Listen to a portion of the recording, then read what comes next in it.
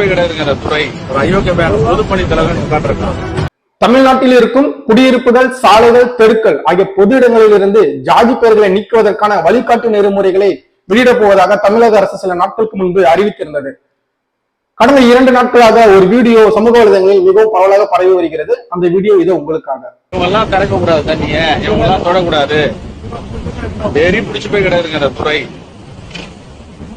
ஒரு அயோக்கியமான பொதுப்பணி தலைவர் காட்டிருக்கான். இப்பதான் அந்த சாதி வெறி சொல்லுவாங்க.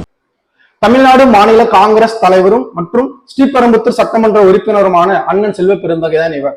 இந்த வீடியோல அவர் என்ன சொல்றாருன்னு பார்த்தீங்கன்னாக்கா, வெறி பிடிச்சு போயிருக்காங்க, பொதுப்பணித்துறையில ஒரு அயோக்கியம் இருக்கான், ஏன் இதெல்லாம் நாங்க தொடக்கூடாதா, நாங்க திறக்கக்கூடாதா, எப்போதும் இந்த ஜாதி வழியில இருந்து மீள போகிறார்கள் அப்படின்ற மாதிரி கேட்டிருக்காரு.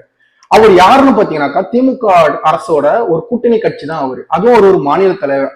அவரே இவளுக்கு கவலைப்பட்டு கூறும் வகையில் திமுக அரசு அவரை வழிநடத்தி இருக்கிறது. அப்போ மக்களாகிய நமக்கு என்ன நேரும், அதை நாம் சிந்திக்க வேண்டும். இதுதான் திராவிட மாடல் ஆட்சியா?